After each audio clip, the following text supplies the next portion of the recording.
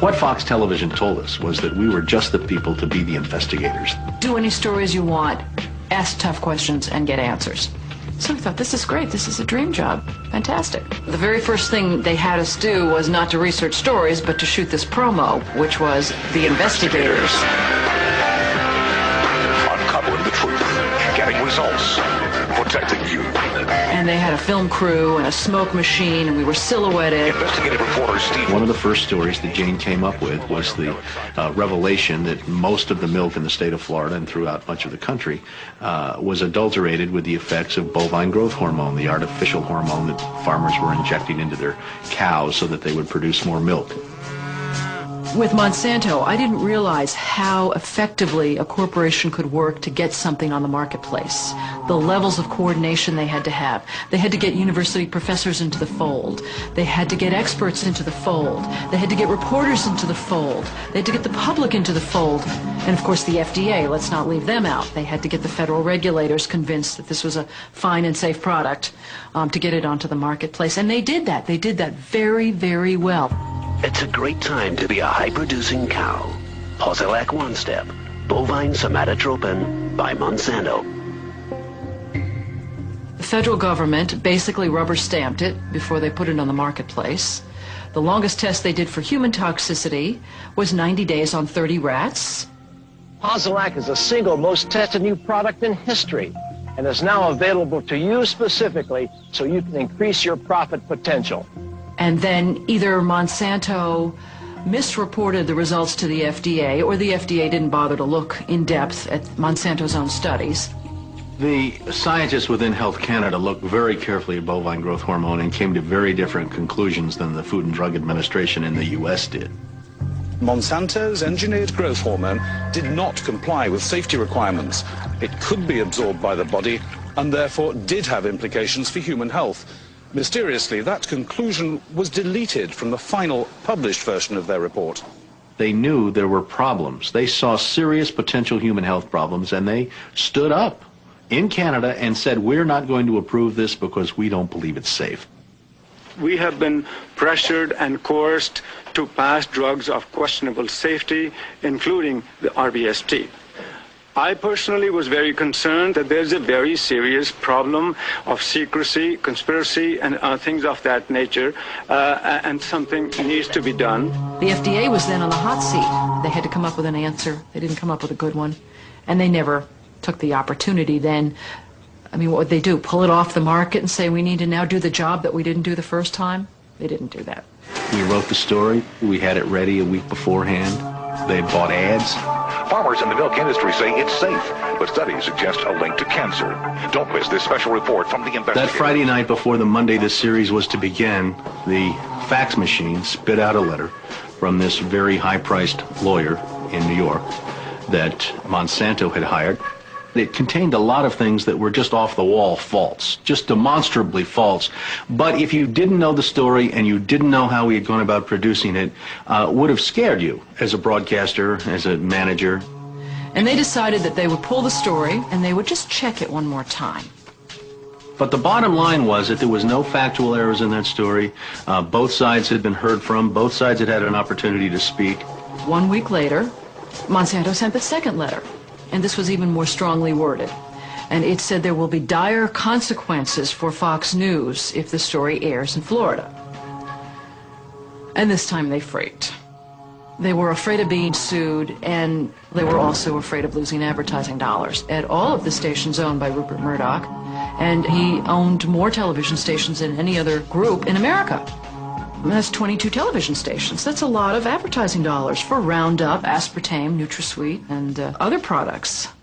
So we got into a battle, and the first deal was the new general manager. And his name's Dave, and Dave is a salesman, and, you know, he'd pump your hand. How you doing? How you doing? Called us upstairs to his office, and he said, what would you say if I killed this piece? What if it never ran? And we said, well, you know, we wouldn't be very happy about that. And he said, well, I could kill it, you know. And we said, yes, of course, you're the manager. You could kill it. It would never air. And he's hemming and he's hawing and he's back and he's forth. And we couldn't figure out, what is this all about? And finally he blurted out, look, would you tell anybody? You know, I said, I'm not going to lie for you. about a week later, calls us back to the office and says, okay, we'd like you to make these changes. In fact, you will make these changes. We said, well, look, let us show you the research that we have that shows that this information you want us to broadcast isn't true. To which he replies, I don't care about that.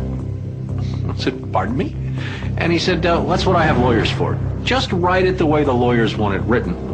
I said, you know, this is news. This is important. This is stuff people need to know. And I'll never forget, he didn't pause a beat, and he said, we just paid $3 billion for these television stations. We'll tell you what the news is. The news is what we say it is. I said, I'm not doing that.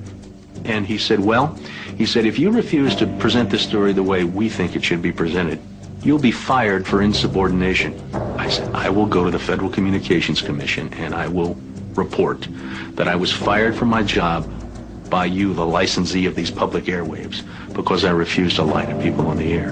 And it's thank you very much. You'll hear from us right away.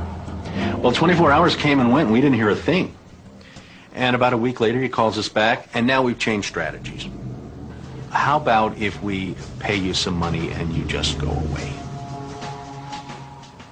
And I said, how much money? Because, you know, when somebody offers to bribe you like that, I always want to know if it might be worth it. He was going to offer us the rest of our year's salary if we agreed not to talk about what Monsanto had done, to not talk about the Fox corporate response in suppressing the story, and to not talk about the story. Not talk about BGH, again, anywhere. Not take the story to another news organization. Zip up. I said, you mean if I want to go to my daughter's PTA meetings and explain what's in the school milk at the school lunch program? I can't. No, you can never speak about this anywhere. And Steve says, okay, write it up. And I'm like, write it up? What are you talking about? Write it up. And I didn't say anything. And Dave, he wrote it up. And he FedExed it to us a couple days later. And he said, are you going to sign? And we said, nah, Dave, we're not going to sign that. And he said, well, send it back, okay? I said, no, Dave, we're not going to send that back. It was, okay, we can't buy you out. We can't shut you up. Let's get the story on the air in a way that we can all agree it will go on the air. And we started rewriting and editing with their lawyers. Well, during this 8-month re-review process, I say jokingly, they did things like, for example, they wanted to take out the word cancer. You don't have to identify what the potential problem is, but just say human health implications. Any criticism of Monsanto or its product, they either removed it or minimized it. And it was very, very clear, I would say, almost every edit they made to the piece, that was the aim. And we changed this and this and this, and then that wasn't good enough. Okay, now change this and this and this. Now change this and this. Version after version after version, 83 times. 83 times is unheard of. It doesn't happen. You shouldn't have to rewrite something 83 times. Obviously, they didn't want to put the thing on the air, and they were trying to drive us crazy and get us to quit or wait until the first window in our contract so that they could fire us. They, in effect, announced that they were going to fire us for no cause. Well, this was a little much. And Steve wrote a letter to the lawyer in Atlanta, whose name is Carolyn Forrest, the Fox corporate lawyer. And I said, you know, this isn't about being fired for no cause. You're firing us because we refused to put on the air something that we knew and demonstrated to be false and misleading. That's what this is about. And because we put up a fight, because we stood up to this big corporation, and we stood up to your editors, and we stood up to your lawyers, and we said to you, look, there ought to be a principle higher than just making money. And she wrote a letter back and said, you are right. That's exactly what it was. You stood up to us on this story, and that's why we're letting you go. Jane sued Fox under Florida's whistleblower statute, which protects those who try to prevent others from breaking the law. But her appeal court judges found that falsifying news isn't actually against the law. Florida's appellate court has ruled in favor of Fox 13. You may recall that Jane Acree, a former reporter here, sued Fox 13 in a whistleblower lawsuit, claiming she was fired for refusing to distort her report. The appeals court today threw that case out, saying Ms. Acree had no whistleblower claim against the station based on news distortion. Fox 13 Vice President and General Manager Bob Linger says the station has been completely vindicated by the ruling.